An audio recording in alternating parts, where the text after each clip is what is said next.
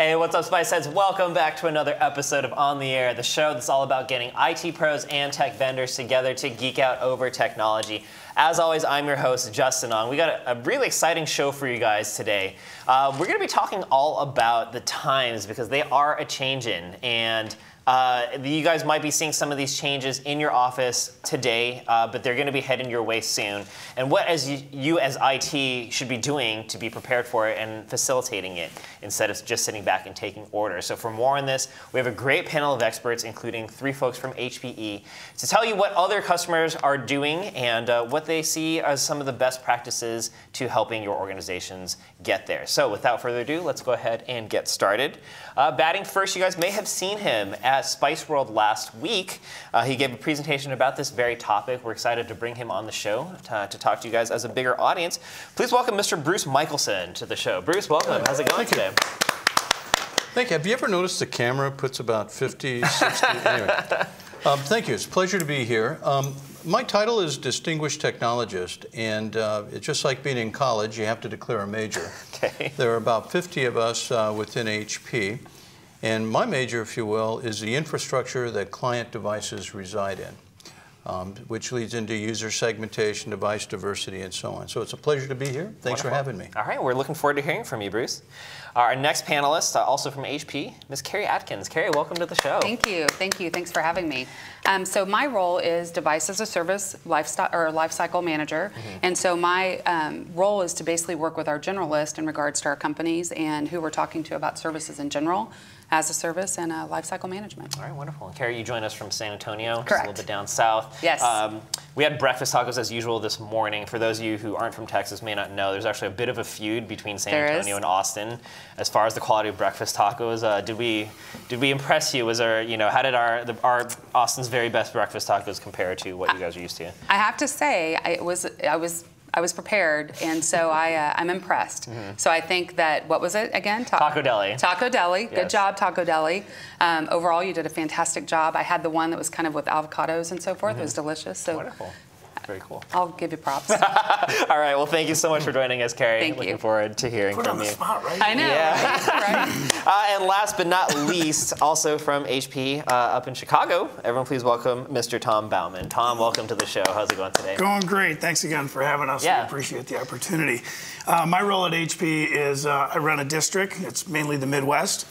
And I manage that district for corporate PCs. So I manage about 90 corporate accounts, most of them, in fact, almost all of them, household names, so the large Fortune 100 companies for HP. All right, and Tom, you showed up in business casual today, which we appreciate, but you were debating about the Motorhead shirt. I had a couple of kind of an old school headbangers. So I thought I'd be trying to be hip. What's your metal T-shirt collection look like? Oh, shoot, do I get angry on you? Slayer, Slipknot, yeah, I still have some rage in me at my age. I'm trying to get out. Apparently not working, but those are your off hours. Those are off hours. Yeah. Well, thanks for joining us as well, Tom. And of course, what would On the Air be without you guys, Xavier? So for more on that, we're going to kick things over to our favorite chat desk host and yours, Miss Chelsea. Chelsea, what is going on? Hola, hello, hello, hello, and welcome. Thank you, Justin. Welcome, Spice Heads. I'm your chat desk host, Chelsea. Per the usual, you have questions and we have answers, so be sure to get those questions into Q&A. And if I ask your questions live on the air, you'll be in the running for some super cool swag and prizes from HP Inc. Now, do y'all want to know what our swag is going to be today? Yes. Because I'm going to show you. HP is hooking you up with a swag pack complete with laptop bag and some goodies inside. What do we have? We've got an HP journal complete with pen and color-coded Post-its, okay? So you can journal your little heart away. And then we also have a clip-it vent mount. So for those of you that like to set up your phone in your car, HP's got you covered. Then we've got our grand prize, which is going out to 3 lucky viewers of today's show. 3. We're giving away 3. I don't know if we've done 3 grand prize winners in the past, but today with HP, you are in luck because they are giving away their HP Thunderbolt G2 docking station. This one comes with the Bang & Olufsen speakers, audio speakers, and tons of ports. So you can blast Motorhead at your desk. Absolutely. Yeah. That's really the only thing that it's meant to do. Yes. So, yes, we're giving away 3 of these. Again, that's to 3 lucky attendees of today's show. So if you want to find out if you are the winner of this Thunderbolt dock here, you'll want to stick around till the very end. Again, get those questions into Q&A if if you want the chance at swag or just to have our expert panelists answer your questions. Coming up later in the show, we'll be introducing a new segment called Would You Rather. It's quite simply that. We're going to ask our panelists, would you rather this, would you rather that? And then later in the show, we'll share some of the stories from the community post about how is your workspace modernization plan impacting IT, and when, if at all, are you brought in? Before I pass it back over to Justin, I did just want to say hello to everyone in chat. For those of you that maybe chat's not for you, always feel free to just open that widget, say hello, and then close it back out. And for those of you that plan on hanging in chat the whole time with me and Lee, please do. But while you do, keep that pro and professional and keep it spicy. You know how we love that. And that's really all that I've got for now. So I'm going to pass it back over to Justin, our panelist, so we can get this conversation going. All right, thank you guys. Make sure to get your questions into Q&A. We'll be taking those questions later on, and be sure to stick around to the end of the show. We'll be announcing those winners. Now, I want to start off the conversation really around the presentation that you gave at Spiceworks. So, I mean, Sure. Offices are constantly evolving. We're meeting new ways of communication, collaboration. We're also just changing with regards to the workforce. Gone are the days where everybody has their own office. We're now starting to see cubicles go by the wayside as well. Bruce, what can you tell us about what you guys are seeing as far as the trends of the ways that workforces are changing? Okay, well, before I do that, I would like to say first, long-time listener, first-time customer. So there are, as we talked about last week, there are 4 trends. We call them mega trends, but depending upon which consulting firm you deal with, it's about rapid urbanization, a growth of large urban areas. It's about accelerated innovation. It's about globalization and changing demographics. And those 4 things feed into what your office strategy needs to look like. So to answer your first question, I'm from the generation as a baby boomer where I used to have a cube. The telephone it'd be a hardwired telephone. The phone would ring and I go, dang, is that disruptive and distracting? Because I never multitasked through college and high school. Mm-hmm. So now we're dealing with generations of the workforce that not only multitask, but are comfortable multitasking and really are more productive in terms of what they're doing. Now the office environment has to change to accommodate those new skill sets that end users bring to the table.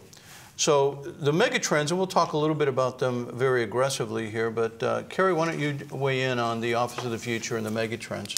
Absolutely. Some of the things that we're seeing with even device as a service through our customers is when you talk about innovation and you talk about globalization, how does the IT department go in and decide how they're going to manage that? How do they look at the different security features? How do they talk about services in the different areas? And how can they start to streamline that to make sure? Because they're also managing all the different devices that are needed by their different personas and users and so forth. And so we have a lot of conversations that are wrapped around that. Yeah, I would just add to it, on top of what Gary mentioned, that on top of that, IT still is responsible to do the day job, locking out security, making sure all apps and everything run, but yet adapting to this new environment. Bruce, you have a stat that I think today there's 5 different generations in the workforce. Never happened before. So back in the day, whereas IT, depending upon how long you've been in IT, it was here's your device. Go play with it, go have fun with it, go perform with it. And I've seen that evolve completely into how will you use this device? How important is this device to you? Is this device your one device for your life? So those are things that, and we'll talk more about them throughout the hour, that we need to be aware of and address in IT. Yeah, the importance of understanding the trends into this, and I'll jump on urbanization first. What we're seeing is a growth of large metropolitan areas, which has 2 impacts. One is how do you recruit and retain to grow your staff. The second part is how do you create an office environment where people will want to come into the office. When millennials were interviewed, interestingly enough, at the 94% level, they said that collaboration is the single most important thing that they do. The office environment has to be built in such a way that it encourages that level of collaboration. We haven't seen that level before. Carrie, Tom, what are your thoughts? So collaboration is a big focus even for us because, again, you've got the mobile force that's out there. You've got individuals that are working from home. You've got individuals that are on the road as road warriors. And so we have to be able to have different ways to bring that collaboration together. And that's a huge focus for IT departments. How do they keep it secure, which is what we've been talking about?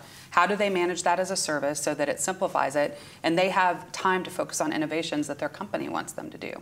So. Yeah, again, just being from Chicago, as I mentioned, I've just recently seen 3 of our large accounts move from the suburbs down into the city.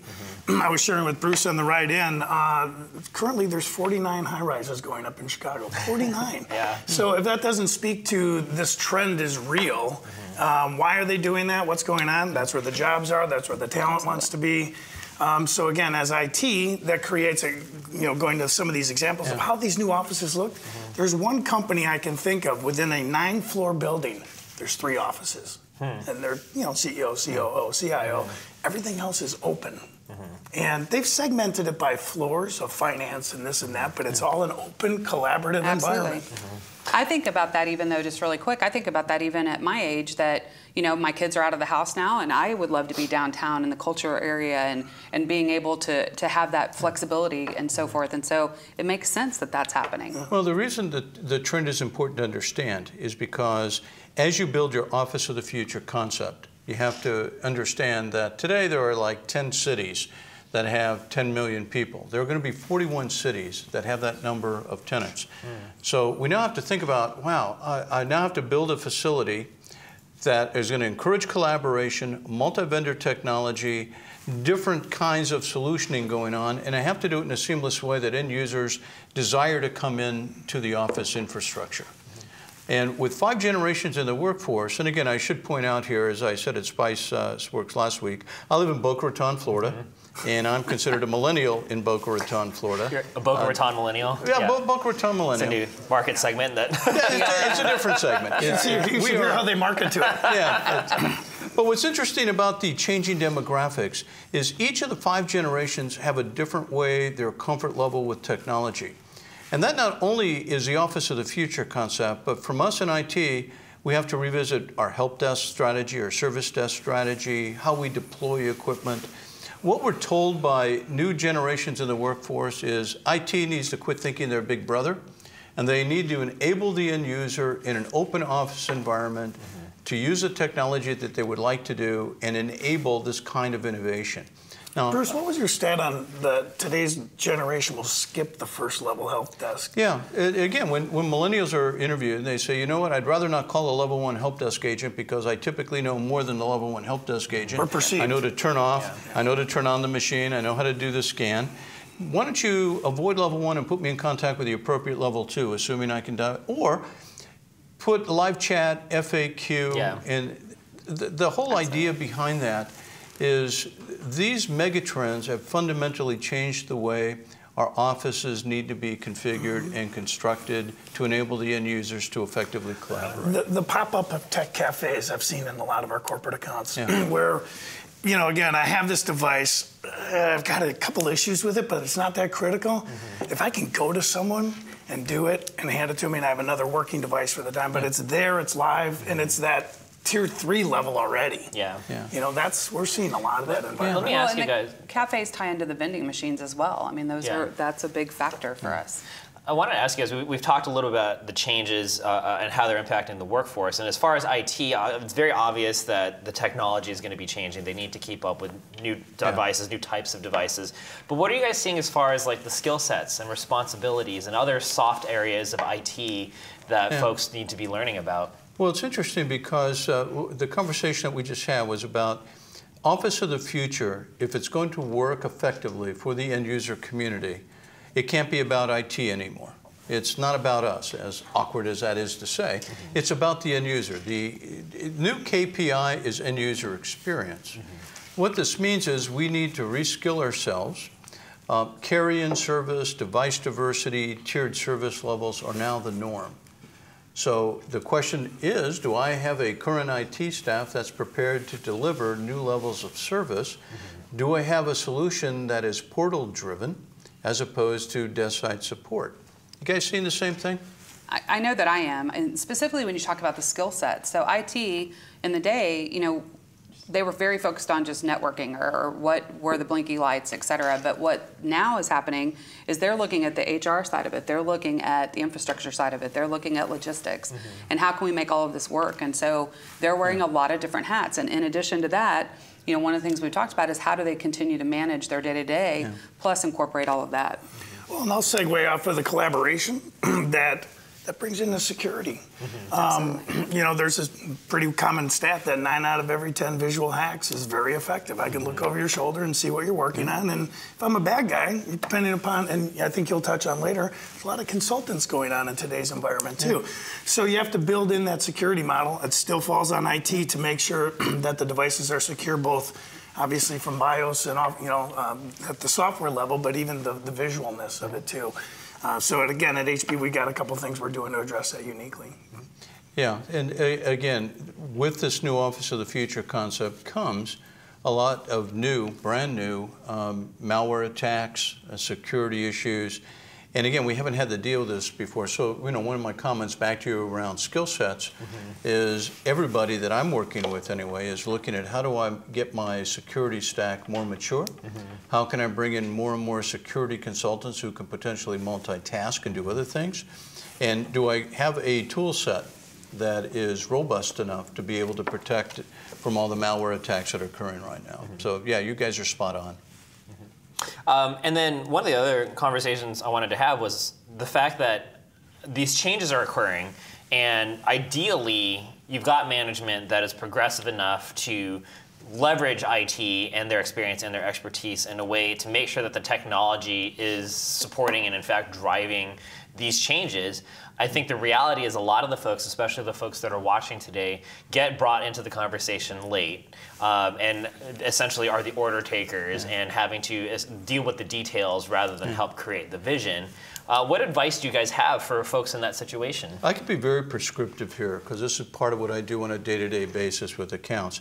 So I'll tell you one of the biggest challenges that we're facing right now, and I'll pick on Office of the Future very specifically. So we sell you a mobile device, you can work anytime, anywhere, and then the challenge is I now need to train the next generation of managers on how to manage output.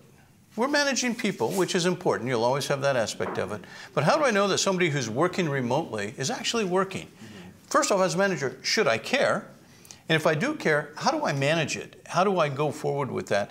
So part of the Office of the Future strategy needs to include training managers on how to manage output from the end user community. And believe it or not, that's a big gap. I have some accounts who've implemented this beautiful Office of the Future environment and then require their employees to come to the office every day because it's line of sight management. So my comment is that's the first thing that I would coach businesses to address. You guys seen the same thing? I would again, depending upon how long you've been in IT, I think this answer will resonate differently with you. It's not your normal IT anymore. Get really engaged. Not your father's IT. It's not your father's Oldsmobile. Yeah, but get really engaged, and to the points we've made, want to be a part of it, want to understand the end user's persona, what's important to them on that device. What do they need to do, obviously, from a job function? But what beyond that? Again, if this is this one device for life that we're kind of heading towards, you know, what other pieces need to be in the IT solution? And I think part of it too, even for me with the services side of it, when I go in and meet with customers specifically, I want to know what role is everybody playing and how can we get them engaged. And I feel like I have a responsibility to make sure I get the right people at the table to have the discussion, whether it's finance or whether it's legal or whether it's, you know, the IT team on what are the decisions, what is this going to look like. Totally agree. And you know, one of our biggest challenges is who owns Office of the Future? Does facilities own it? Does IT own it? Does HR own it? Do the business units own it? Bottom line is there needs to be one person. Right now what's happening is somewhat of an amalgam. And if it takes a committee to manage an IT strategy, it typically fails. Yeah. So I see a lot of organizations now saying, you know what, as we go to this Office of the Future concept, as we embrace these megatrends, I need to make sure my organization is ready to support it so that the end user doesn't have to pick who do they go to for what. Right. And it also, and again, full disclosure here, it's going to create conflict within an organization. It's going to be professional conflict, to be sure, but now we're saying, whose turf is it really? So now facilities has to understand, you're buying all these notebooks, so you know, what's the tech refresh on it? What are the display strategies, which is another area often overlooked in the Office of the Future? Yeah, I just recently saw that in a large move from a corporate headquarters. the display structure, you have all these desks that are, now up and down, which is awesome. I think they're really cool. But at the same time is now my monitors, and I've got this. So that's where IT needs to be like, well, wait, I've got to make sure those monitors are working with facilities, and it's a clean look. There's no wires, there's no things. So it's a combined world. The average display in corporate America right now is about 5 years old. When we ask customers, what is your tech refresh for displays, usually they say, "Yar, we're doing the SpongeBob SquarePants. It's until she dies." And part of that problem is if you're an end user and you go to Office of the Future and you got this beautiful PC, you dock it in with high pixel resolution, all of a sudden you're looking at a 5-year-old monitor, you go, whose design is this? IT doesn't get it. Yeah, that's what they'll say. That's kind of what the thought is in a generational person. Absolutely. And that's the other thing too, when you think about even IT departments today, it's multi-vendor, it's multi-operating systems, and they're having to manage all of these different elements of it. And one of the things that HP is looking at doing specifically is how do we help the IT department address that? And how do we get in front of that? And so we're putting tools in place that go with our services, and we're driving the different behavior to be able to help that. And so that's where we want to be able to engage and help the IT department help make those decisions and get engaged and involved. Even from an HP standpoint, that's new for us, is now we are in the same sandbox. Absolutely. And again, I think the takeaway is we're now in an era of the mega trends, but it's device diversity, it's tiered service levels, it's persona-based, and from that you develop your Office of the Future plan. All of these things fit into it. What we're finding is you can construct a beautiful Office of the Future plan today that is going to be obsolete in 24 months when it's time for the next tech refresh. So in essence, you have to pull back a little bit and say, well, what applications are people going to use? Is it going to be a remote workforce and so on? These are pretty thought-provoking questions. And the challenge is there's no right or wrong answer to this. Absolutely. So every company and the folks who are listening on the cast here, they're going to have to realize that for their organization, culture always wins over economics. And it's going to be the same thing here. So they're going to have to figure out exactly what this right balance is in order to avoid that.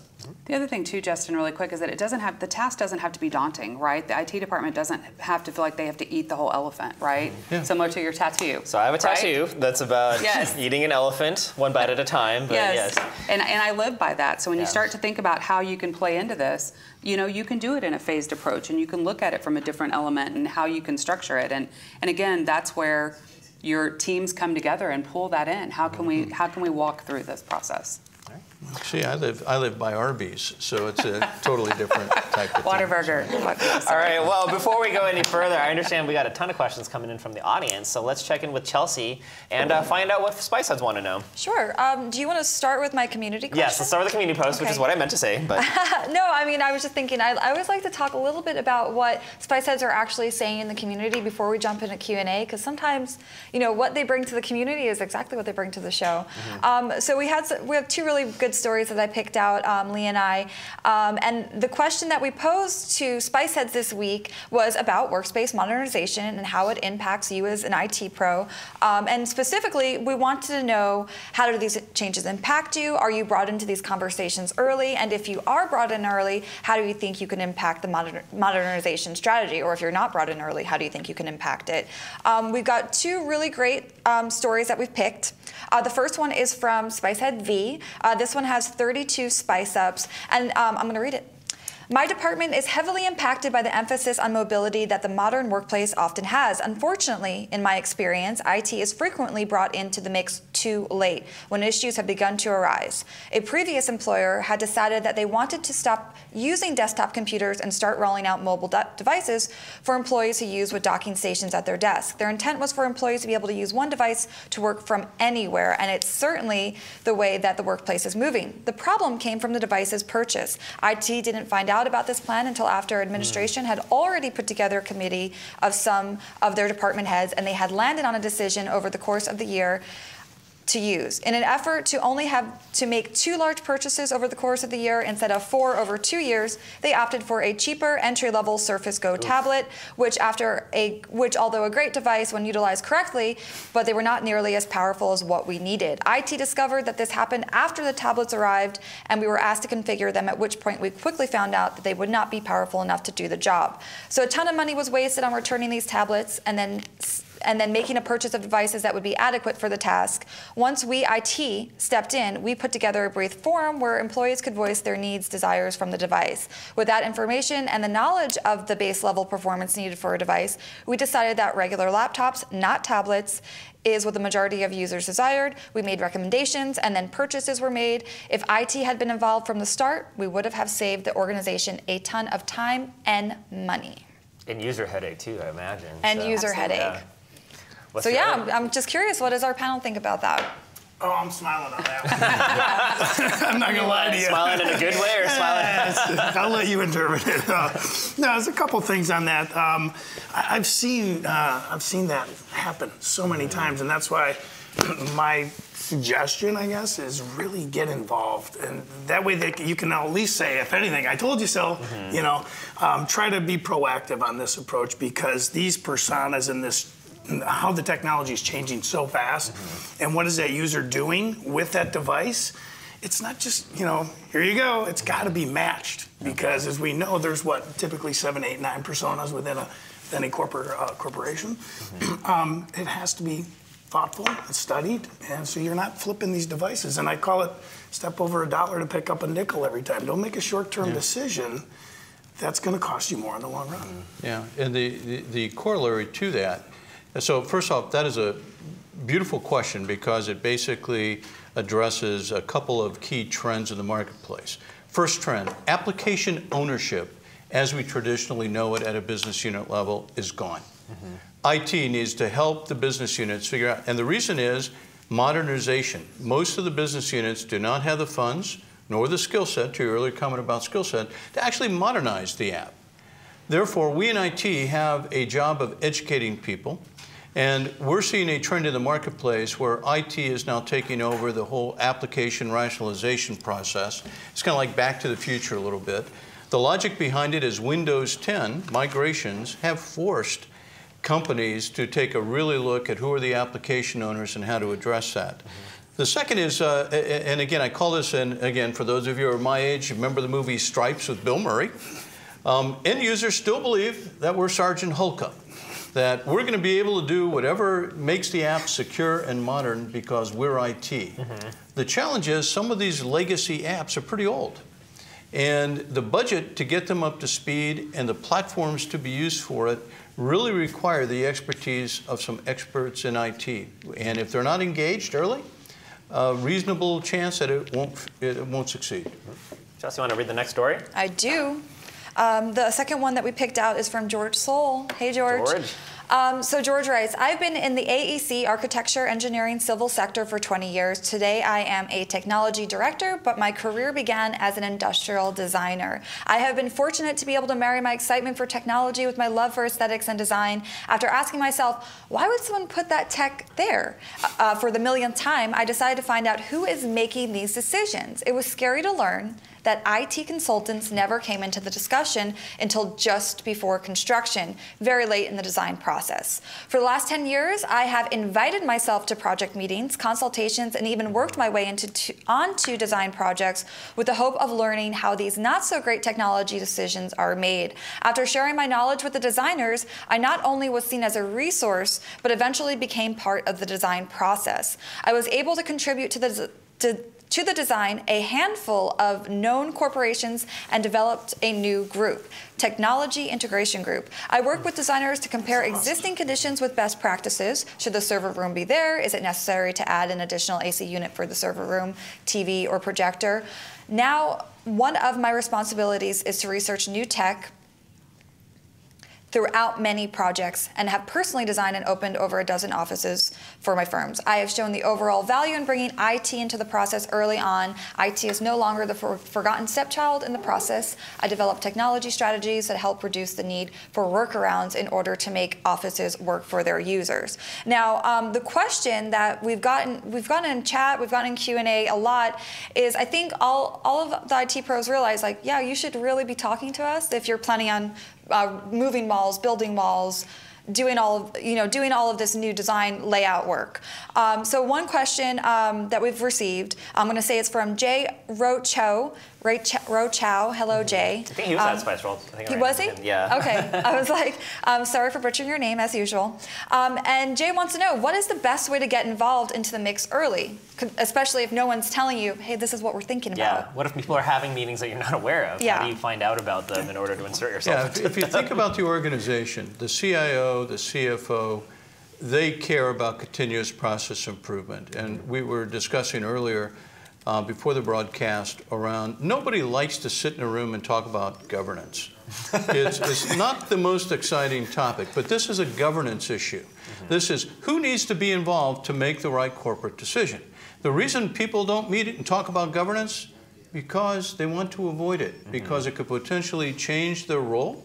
It could change the rules of engagement. It could change the authority. So my coaching to you, and I've been part of the catalyst to make this happen in many companies, is you need to have a governance board. If you're implementing ITIL, for example, there's a change advisory board. That would be a good opportunity to leverage that. But even if you're just talking with the megatrends, you need to make sure that the governance board meets so that you can professionally and with style assert yourself in these situations. I would agree. And first of all, nice work, George, in regards to sounds like digging into that. Yeah, I was going to high five George on that one. That was really well done. But that's what that's what the team members need to be doing. They need to insert themselves. They need to be aggressive. And you know, with the younger generations that are coming in and what they're doing, sometimes they just want to resort to chat, or they want it. But this is a time when they have an opportunity to put their voice in and to impact the decision. So. That's a really good comment. Is that, again, we kind of are who we are on how we were raised, the environment you were in, and the chatting and the texting and all that. Get involved, be a part of the conversations. You know, George, again, I loved what you did there, and that is, you know, since we broke off and became HPI, this voice of the customer is critical to us. When I go to QBRs with our corporate accounts, we are bringing in desktop notebooks team. Well, here's what we're thinking of doing. Where would you like it? And we're getting their feedback. So keep that coming, and no matter who you're partnering with. But I would just, you know, back to Jay's question. It sounds simple. It's harder than it does. No matter where age bracket you're in, what experience you have in the IT, realize that everything we're talking about here is real and it's happening. And be the voice of change within your organization. Say this is, whether you like it or not, this is what's coming. Yeah. Easier said than done, but don't get it unless you try it. The other point you're making, Tom, is a real good one. Is this is not about us. This is about the end user experience. Yeah. And traditional measures of how we measured end user satisfaction are antiquated. A lot of companies still use the help desk statistics as the KPI for whether or not an end user is really happy with what we in IT are doing. So we have a lot of third-party companies now actually go in, interview end users on a broad basis, blind surveys, and come up with indicators. And that usually results in a call to action for people to sit in a room and get together and hash this thing out. So there's some tactics you could use to get to that point if the organization resists this level of change. Chelsea, we have more questions. Oh, we have so many questions. You want more? Alrighty, this next one is on deck from Michael7140Hertz. Hey, Michael. Michael wants to know, are phone form factors going to be a focus in the future, such as the HP Elite X3? Will having multiple devices, PC, laptop, phone, go to the wayside? Bold prediction. Do you guys think we will be on one device eventually?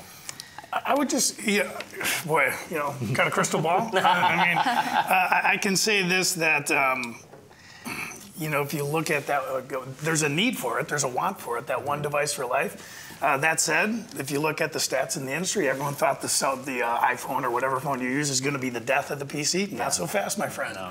PC is growing, market's growing quarter after quarter now. The IDC and the Gartner and everyone agreeing. So there's somewhere in the middle, I think, is where it's going to be. You just, maybe there's that device, breakaway tablet, X360, whatever it is. I'll tell you, Gartner, even in the discussions that I have with customers, Gartner's got a statistic that's out there today that's, by 2020, IT departments will be managing up to 3 to 4 devices per user. So you think about myself, and I've got my cell phone, and I've got my desktop, and I've got, my tablet that I take to meetings and so forth. And so they're managing all of that. Plus, I've got my bring your own device, right? And so there's a variety. So I don't, in at least the discussions I'm having, I don't know that I see us moving directly to one device, Michael specifically, but I definitely think that there's an idea and a need for it long term.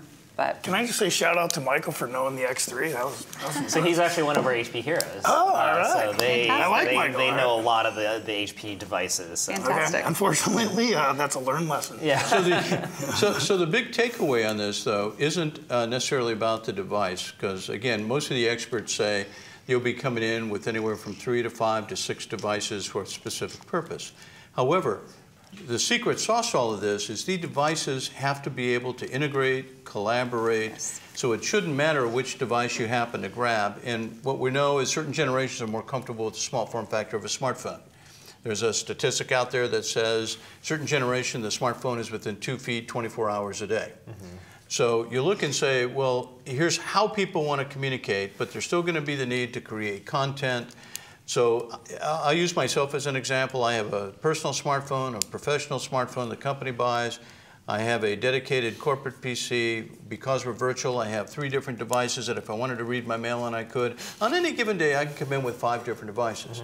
I see that becoming more complex and That's because you're a Boca Raton millennial. So well, there you go. We roll down the window and we yell out, "Oi!" That was good. That was good. But I think that the way that you probably want to look at this is as we move, I think we're going to look at multiple devices that need to collaborate and communicate together.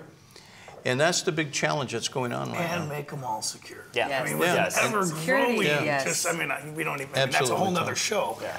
But absolutely. So it's a lot of weight on our shoulders here, team. So, all right. Chelsea, let's get another question, please. Alrighty, this next one is in from Russ Cantrell. What's up, Russ? Russ wants to know, if you don't have a budget and have to request new gear as needed, how do you create something approaching a refresh policy? Ooh. That's a great question. That's actually a great question. So when we talk about IT consumption and we think about as a service, it is one of the ways that you can start to look at your budget and how you can divide out your budget. How can you start to build your refresh program? How can you start to look at what your devices need to be able to touch all the different personas and everything that you're addressing? And so the consumption model needs to be open, and that's a discussion that we can bring to the table, that we talk about, whether you look at potentially, and you hear a lot of lease conversations, and you hear a lot of pay as you go, and so there are options that you can look at for how you can drive that success to do the refresh. Perfect. And the other part of it is life cycle management. If you're optimizing every year, you should be on a flight path for anywhere from 7 to 10% continuous process improvement a year. Life cycle is best done when it becomes self-funding. So again, depending upon the size of the organization, the complexity, that will be how. And then if you change your service delivery strategy, that's where the secret sauce ends up coming into play. Absolutely. These are great questions. These are. Tip of the hat. Nothing but great questions. That's what you get from the spice heads in our community. Yeah. Let's keep it going, Chelsea. What else? Alrighty. Our next one is coming in from B. Scott King. B wants to know, do you guys have any tips for maintaining culture amid office modernization? All right. Well, that's a great question. I think for myself, it is always just kind of an evolving policy. Chelsea, what are your thoughts? Culture in an office space? Yes. It's always evolving. I mean, here at Spiceworks, we try to keep it pretty level. Oh, hello. We try to keep it spicy. We always try to keep it fun. I mean, we've got amenities that kind of make people feel a little bit more comfortable at the office, like a beer fridge and, free food, free snacks. But I think the key is really making sure that people have access to not only those free snacks, but also access to Wi-Fi. So if we want to go sit out in that area that is an outdoor space and look at Matthew McConaughey's house, we also want to have Wi-Fi so we can do our work and still be productive while also enjoying the awesome space that is Spiceworks headquarters. Couldn't agree more. What do you think? His house is right around here? It is, yes. Okay. Oh, you didn't know? Oh my gosh, I know what you're doing after. You know, you look at like the whole Google, like, you know, stay forever, work all night, eat everything you want. It's real, and it's a cultural thing. I think the question is, you know, deeper than that, though, because you're looking at maintaining who you are, what you want to be, and organizations and corporations have to be open to that. Again, kind of what we've been saying. This is an evolving thing where we are not dictating the decisions, the end user is. And I think it brings up a good point, too, that we even talked about a little bit yesterday. Those of us who work from home and we work remote, we still want that collaboration of other people around us. And so we don't want to be in a silo necessarily. So we even look for, we talked about, you know, Office of the Future as a service, potentially, and what that looks like. And so I think that having the opportunity to get out there and meet with people and talk to your cohorts that you're, you know, similar to, it builds into that success that you'll have when you're out there. So, Bruce, what are your thoughts? Well, it's interesting because this is one where word of mouth carries a lot of weight as well. There's stories out there that talk about what an open environment should look like. And then people, again, I used a stat in our previous conversation. Gen Z will live in 17 homes, will have 15 jobs, and 5 different careers. So Gen Z is going to look at the workplace, and they're going to demand changes to the workplace in order to recruit, retain employees. We've got to figure out how to make the workplace somewhere where people want to come. Yeah. And again, it's part of the challenge is the higher you go up in the organization, quite often the more conservative the leadership might be and the less innovative they might be. Our job as IT is to let them know where the industry is heading. Well, you look at WeWork, and I mean, there's a dozen of them. So they're growing. I know in Chicago alone, there's 5 locations, and they're really stunning when you walk into them. They're really good locations. When we were driving around here, we saw a few last night. Yeah, well, actually, if we can digress for a second, tell them, rather than working out of your home, where do you work, Tom? Yeah, I mean, I just look at, you know, my age. I'm clearly not a millennial, but I'm a person of cadence and rhythm, and I don't want to work out of my house. I don't want a dog barking in the background. It's really important to me to go somewhere and have a structure. I find my work output and my engagement in my job is very, very disciplined when I do that. Not to say I couldn't do it from the house. So there's always going to be this need. So I rent a space, and it's a bunch of other salespeople in this building. There's not one other HP person in the building. But yet, you know, like, hey, what are you doing? Let's go grab lunch. And, you know, it's that still the social part of it. Yeah, but the critical takeaway here is different than previous generations of Office of the Future iterations. We're now looking at groups and communities of end users, and we're asking, how would you like to work? As opposed to, here's what we're prepared to give you, and we're IT or we're real estate. The paradigm has now shifted. And the reason that question is really good, because the best way to answer that question is on an individual basis or a community basis. If you're a pharmaceutical sales rep, for example, you're probably working out of your house, and you're probably highly mobile. And your manager had better learn and understand how to manage a remote workforce. So as you deal with communities of end users with similar job functions, similar responsibilities, Office of the Future is going to have to change for them. All right, Chelsea, let's get a couple more. Alrighty. Let's go with Kip. Hey, Kip. Kip 130 wants to know, with the changing to open concept, I find it harder to hide cables. Any ideas? You guys have any ideas?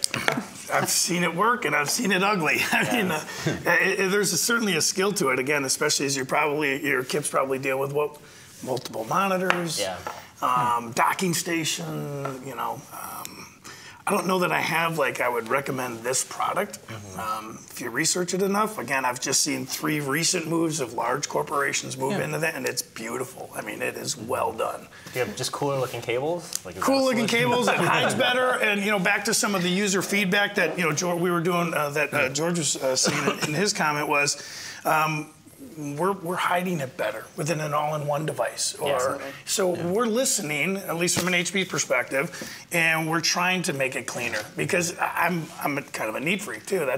I hate that cable sitting out there. Yes. Well, go ahead. Well, I was going to say, I mean, not to get on to hardware specifically, but even the docking station, right? The one that we have. The universal. That thing's amazing. You can bring whichever device into it, but you also have a module that you can add on top of it that has all of your functionality, so you don't even need a phone at your desk anymore or any of those. Granted, you have your cell phone, but you don't need any of that. And you know, one of the things that Bruce and I talk about a lot is the noise canceling and what does that look like. And you know, with our devices specifically, they're building that into it so that you can have more of that and you won't have all the cables and all.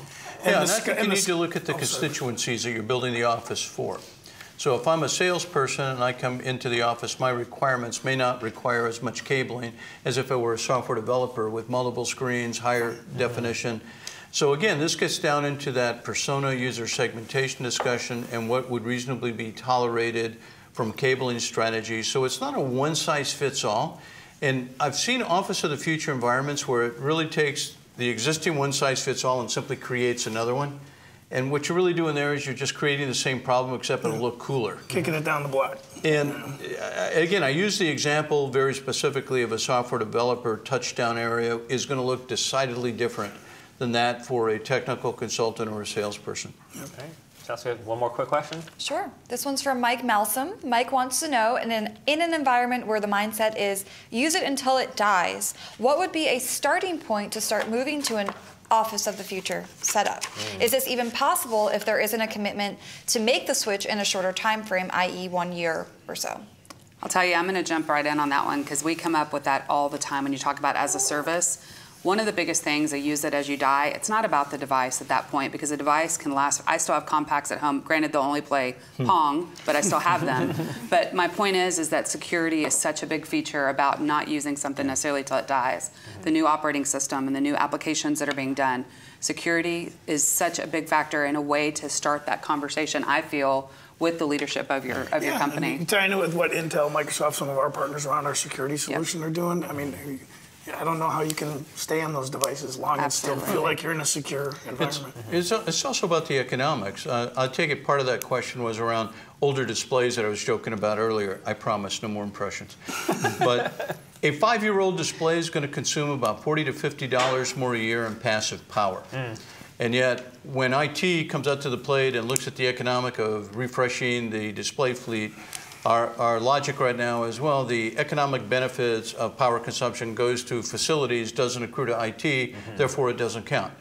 Again, if you're committed to sustainability, one of the ways to get a more aggressive refresh is look at sustainability economics and look at the overall discussion as an economic picture, including security, by the way. A 4-year-old device simply is not as secure as a current device because the bad guys are making solutions for older devices and less on the newer. So those are the kind of discussions that really need to occur. And then match it with the image. What is your corporation about? Or what is your company about? I'll just use a financial organization in my group.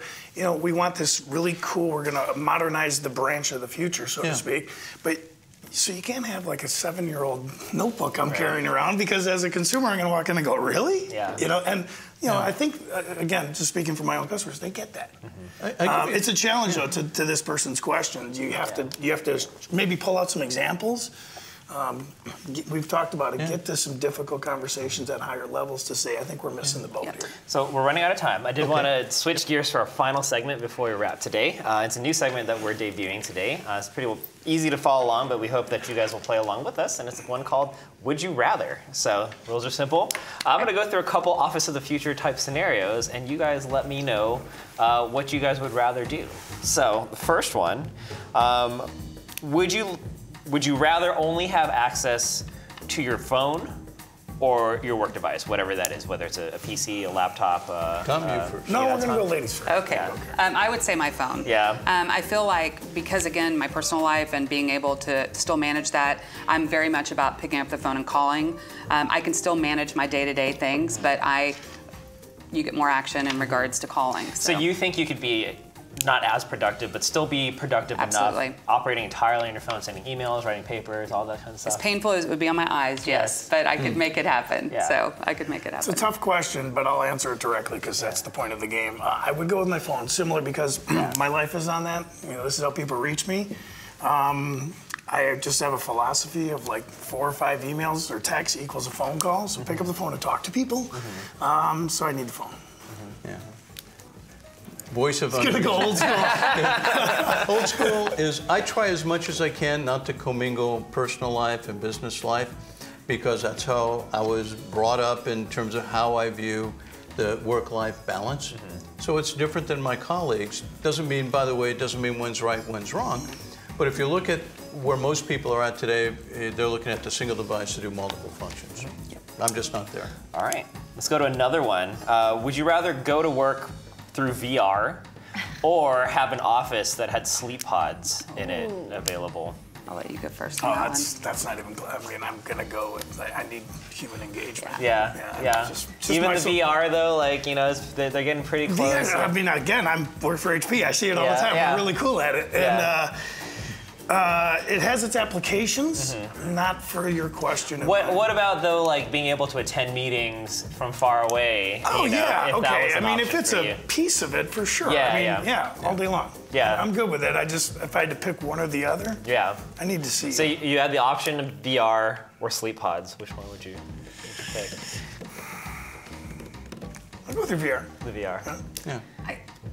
I would have to go, and I hate this, I wouldn't use the sleep pod, but I would go with the sleep pod option because They're both awkward. They are a little awkward, but I definitely would go with the office because if those were my only 2 choices. VR I get for meetings, but for me, interaction, being with somebody, and so I like that. Boy, this is now you're going to hear a different side of the baby boomer. Yeah. I would do VR. Yeah. Because as you look at where the market is going, that's where it's heading.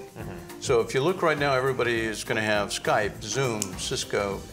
The next generation is going to be, I want to attend a meeting virtually, and I want to be able to have that real-time touch experience. So VR is where it's going.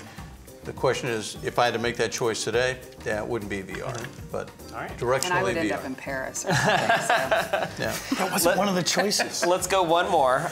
Would you rather work in a state-of-the-art office of the future that's like your home base, or would you rather split work between your house and a state-of-the-art co-working space? I'll let you answer for me. What do you think? Well, I mean, you have that choice, but I mean, do you have an HP office in Chicago that you could go to and you still choose to go to a co-working space? No, I don't. Yeah. So if you had that option, I mean, I'd go commingle with my peers. Yeah.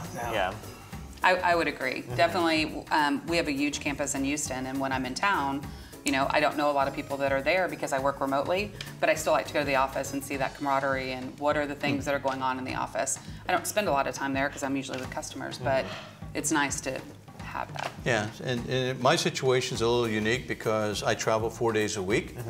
So the nearest office to Boca Raton is Miami, which is 40 miles away. And if you ever seen I-95 traffic, that's a 2-hour. Well, you lose your millennial status in Miami. Yeah. There you go. There you go. And you know what the big challenge is? Is that the people who you would normally interface in office, everybody has the same opportunity to work remotely. So one of the challenges is now when you do go to a corporate office facility, the people you may want to interface with may not be there. Yeah. So I think there's a whole set of changes that are coming onto this. So the trend is for corporate density, but with an open office seating so that anybody who happens to be in town, to your point about our Houston campus, can use it, but not on a scheduled and predictable basis. One of the challenges, by the way, in this is if your facilities, how the heck do you build capacity when people are hither and yon so much? That's why they need our help in IT to try to understand what capacity.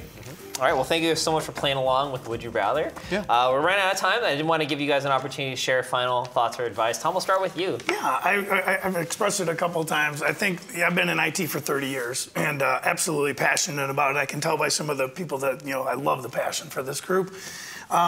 Keep that going, realize your role has changed, and be proud of the fact that it's changed. Be proud of the fact that you are part of such a critical piece in the environment, and that piece is growing. So don't look at it as a negative. Get involved, get engaged. Look for for some of the challenges on how to get that conversation going, find a use case, look for something that made an impact. Absolutely. And I think to expand on that as well is when you're thinking about as a service or even office of the future, the IT department is wearing so many different hats and they're having to wrangle so many different individuals, whether it's HR or logistics or what have you. And you need to make sure that you have a seat at the table because you can impact that decision and you can help drive what does that future look like overall. And the other thing too that's important is you're also impacting, to what Tom said earlier, is the brand of the company. What devices are you going to be using and bringing to the table? And so these are all things that you can impact directly just by having a voice. Yeah, my final comment is that the office environment, the office of the future, is the glue that's going to hold the IT strategy together, and that is now the critical success factor. I'll give you a final statistic. It took us 75 years for the telephone industry to hit 50 million accounts. It took, and I'm looking here, it took 19 days for Pokemon Go to get to 50. So that's what we're looking at in terms of accelerated initiation and innovation. The Office of the Future is the platform for all of this innovation to occur. Wonderful. All right, guys. Well, it is now time for the show, the part of the show where we announce the winners of our prizes. So let's kick it back over to Chelsea one last time. Thanks, Justin. That's right. It's prize time. Prizes are up. Winners are in. We'll start off with the swag pack. That's right. We have the HP swag pack. It comes complete with a laptop bag plus a notebook, a blue one, and a car phone clip so that you always know where you're going and you're hands-free. So you're a little bit more responsible while you're out there on the road, distracted looking at the phone. These are going out to 3 lucky Spice Heads. Those Spice Heads are, a little drum roll please, Jay Rocho, Ross Cantrell, and Kip 130. Congratulations to our swag winners. Our community engagement post winners, of course, is George Soul and _V_. They're getting the $25 Amazon gift cards. And then our grand prize winner, which is going out to 3 lucky attendees of today's show, is this HP Thunderbolt G2 docking station. This is going out to Dana Burnside, Spicehead Cinnamon with a 0, and Jimmy T. All right. Congratulations to all of our winners. We had a ton today. We've got those great prizes. They're going to be coming out to you, but the only way we can get them to you is if you email us your contact info. Our email address is ontheair@spiceworks.com. This way, David, our producer and prize manager, knows where to send all these awesome prizes. So email us at ontheair@spiceworks.com. I'll list the winners and that email address in chat momentarily, so stay tuned. Congrats to all of our winners, and of course, thank you for always hanging out with me and Lee in chat and submitting those great questions. We love to hear from you. Back to you, Justin. All right. Hey, can I just say, yes, the people that get the docs, can you reply back after you use it? It's so cool. Yeah. We always love hearing from people after they get the prizes. So please take pictures. Just let us know how much you guys like them. And if you guys would recommend us giving more away. Big thank you again to Bruce, Carrie, and Tom. I had a great time hanging out with y'all today. Hope you guys did too. Thank you all to our audience. You asked a lot of great questions today. You guys were really rock stars. And congratulations to all of our big winners. We will be back here on October the 31st, a very special Halloween episode. We're going to be talking about next-gen networking. So be sure to check that out for more information about that show and all things on the air. You can follow us in the community at community.spiceworks.com/ontheair. Until next time, guys, stay safe, keep it spicy, and we will see y'all back here next time. So long, everybody.